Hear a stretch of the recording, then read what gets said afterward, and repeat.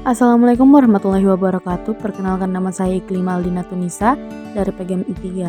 Sini saya akan memaparkan sedikit materi tentang perkembangan dan pertumbuhan pendidikan Islam di Indonesia. Pendidikan Islam di Indonesia pada masa awal bersifat non-formal yang disesuaikan dengan kondisi masyarakat, yakni dengan melakukan interaksi interpersonal yang berlangsung di berbagai kesempatan dan bidang seperti perdagangan. Interaksi ini memberikan nilai positif dengan semua unsur dalam masyarakat. Bagi Islam telah dimulai perkenalan dengan berbagai ilmu dan pengetahuan agama, memunculkan sikap dan kepribadian di antara masing-masing person. Berikut latar belakang. Pendidikan Islam di Indonesia pada awalnya bersifat informal, yakni melalui interaksi interpersonal yang berlangsung dalam berbagai kesempatan seperti aktivitas perdagangan, dakwah, bilhal, atau keteladanan. Selanjutnya, ketika agama ini kian berkembang, di tiap-tiap desa yang penduduknya menjadi Muslim umumnya didirikan langgar atau masjid. Fasilitas tersebut bukan hanya sebagai tempat sholat saja, melainkan juga tempat untuk belajar membaca Al-Quran dan ilmu-ilmu keagamaan yang bersifat elementer lainnya. Dan pada saat kekuasaan politik Islam semakin kokoh dan munculnya kerajaan-kerajaan Islam, pendidikan semakin meroleh perhatian. Ada berbagai saluran masuknya Islam di Indonesia. Yang pertama, saluran perdagangan. Perdagangan sejak abad ke-7, pedagang Islam dari Arab, Persia, Cina, dan India telah ikut andil dalam kegiatan perdagangan di Indonesia, yang waktu itu bernama Nusantara.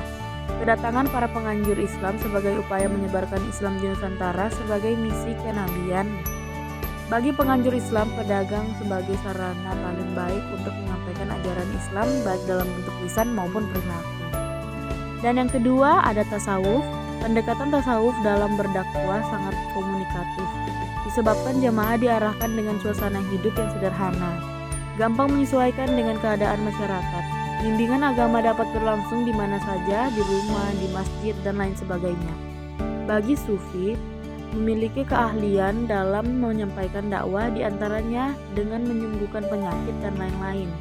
Selain itu, ajaran Islam disesuaikan dengan kebiasaan dan lama pikiran masyarakat dan budaya setempat sehingga Islam diterima dengan mudah. Yang ketiga, ada saluran perkawinan. Islam masuk umumnya saudagar yang menikah adalah orang-orang kaya dan terpandang, sehingga para putra-putri raja yang akan dipersunting harus masuk Islam terlebih dahulu.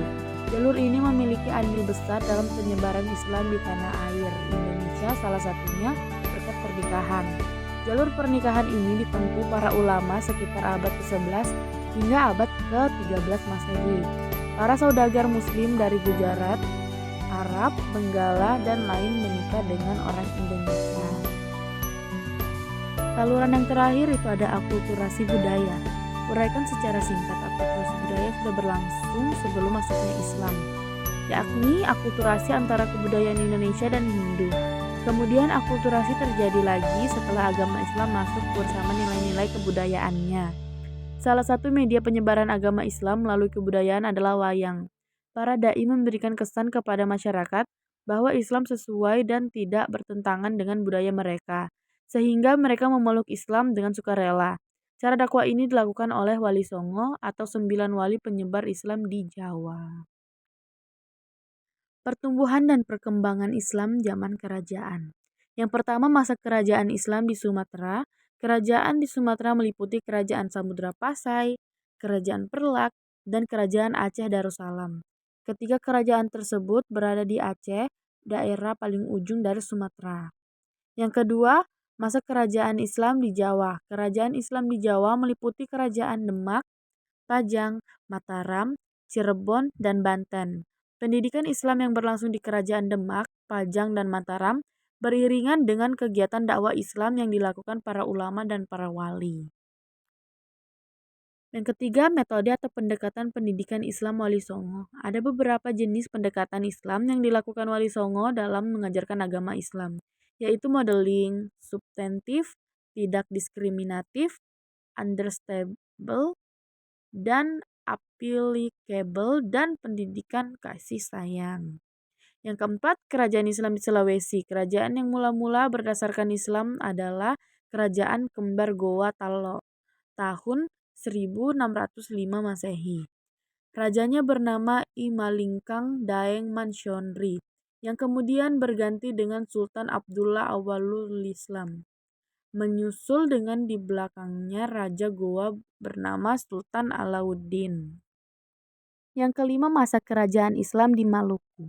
Islam memasuki Maluku pada akhir abad ke-15 sekitar tahun 1460. Raja Ternate memeluk agama Islam. Sekitar tahun 1460, Raja Ternate memeluk agama Islam. Nama raja tersebut adalah Fongi Tidore. Yang keenam, masa kerajaan Islam di Kalimantan. Masuknya Islam di Kalimantan Selatan selalu mengidentikan dengan berdirinya Kerajaan Banjarmasin. Kerajaan Banjar merupakan kelanjutan dari Kerajaan Daha yang beraga Hindu. Berdirinya Kerajaan Islam Banjar ini ada hubungannya dengan pertentangan keluarga istana antara Pangeran Samudra sebagai pewarisan kerajaan Daha dengan pamannya Pangeran Tumenggung. Berikut ada beberapa dokumentasi walaupun hanya ilustrasi, tapi ini menggambarkan tentang 4 saluran. Pertama yang perkawinan, yang kedua perdagangan, yang ketiga akulturasi seni, dan yang keempat tasawuf atau dakwah atau pendidikan pada zaman dahulu. Baik, kesimpulan akhir pada materi ini adalah pendidikan Islam pada masa awal tersebut adalah ilmu-ilmu keagamaan yang dikonsentrasikan pada pengajaran kitab-kitab klasik. Hal ini bukan suatu yang mudah dilaksanakan. Ajaran Hindu-Buddha sudah jauh lebih menyebar dan mendarah daging pada masyarakat Nusantara. Berbagai tantangan banyak dihadapi oleh para tokoh penyebar Islam, salah satunya adalah Wali Songo yang dalam proses penyebarannya tersebut menggunakan berbagai strategi agar dapat diterima di masyarakat. Segitu saja yang dapat saya sampaikan, kurang lebihnya mohon maaf. Saya Iklim Alina Tunisa pamit undur diri. Wassalamualaikum warahmatullahi wabarakatuh.